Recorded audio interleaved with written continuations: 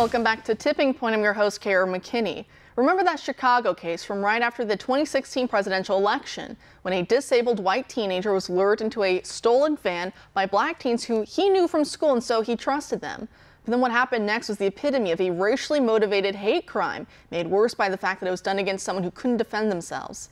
The teen was beaten, had his scalp cut, was forced to drink out of a toilet, and was tied up and held hostage for 3 days inside of one of his captor's apartments.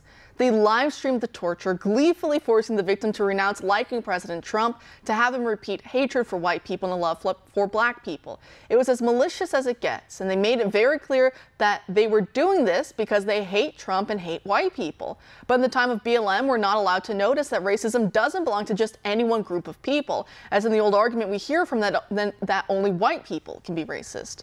The kid's mother was even ransomed for money while he was being held hostage. The victim was later found walking around dazed and confused and covered in blood by police when the group decided to release him.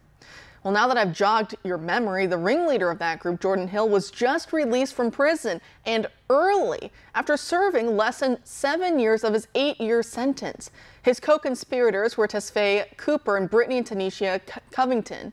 Here's what happened to them as reported by Luke Rosiak, investigative reporter for the Daily Wire, in his new article about the ringleader's early release. He says, quote, "Even though all 4 suspects had previous run-ins with the law, Cook County Circuit Judge William Hooks let the younger Covington off without any jail time, dropping charges of kidnapping in exchange for her pleading guilty to a hate crime, intimidation, and battery, and accepting 4 years probation.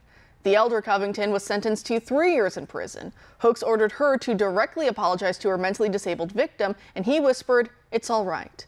Cooper faced more than 50 felony counts, but pleaded guilty to just 2, hate crime and kidnapping, and was sentenced to 7 years in prison in July 2018. He was released in November 2022. Hill was also initially charged with more than 50 crimes and faced up to 30 years in prison, but accepted a plea deal in which he pleaded guilty to only 2 crimes. At sentencing, Judge Hooks directed Hill to look at paintings and photographs of civil rights leaders hanging on the walls of his courtrooms, and shook his head as Hill was unable to identify portraits of Thurgood Marshall, Frederick Douglass, and I.W. Wells, among others, as the Chicago Sun-Times reported at the time. Every time you take an act like this, terrible act on this young man who could not defend himself, you spit on the graves of all the people on these walls, he said. Hill was sentenced to 8 years in prison in July 2018. But he was released on parole on Tuesday after less than 7 years, beginning from his initial arrest, records show, end quote. Joining us now to discuss is former law enforcement officer Mike Pugliese, the founder of the Pugliese Law Firm. Mike, thanks for being here tonight. Kara, thank you for having me. Yeah, you know, it's just pure evil. When you look at the photos you just put up there, those 4 vile individuals, just 4, I don't even, thug isn't even a good word for them. How do you explain what they did to this poor individual? You know, I've been all over this world and prayed the rosary in the Himalayas with Buddhist monks, prayed with Hindus in Vietnam, been with missionaries in Africa and South America. And one thing that the devil has accomplished, and he was brilliant at, was that he has convinced many of us that he doesn't exist. And here's what we see. And this is what we're looking at right now, that he does exist. And this is what causes that. You know, God has created us for just 3 things. 1, to praise him. 1, to hold him in reverence. And 3, just simply to serve him.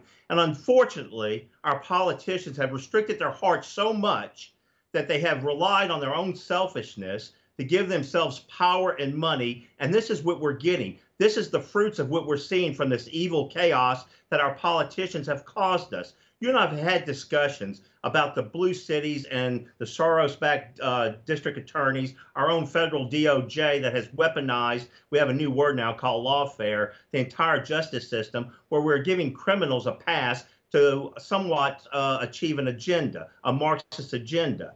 You know, and now what we're seeing now is a total breakdown. I have never said this on any show I've ever been on, where I have now seen where my own government out of Washington, D.C., all 3 branches, the legislative branch, the executive branch, and the judicial branch, is total unstable. We're seeing a total breakdown. And when you tell me that you can't legislate morality, well, you're blowing smoke up my butt.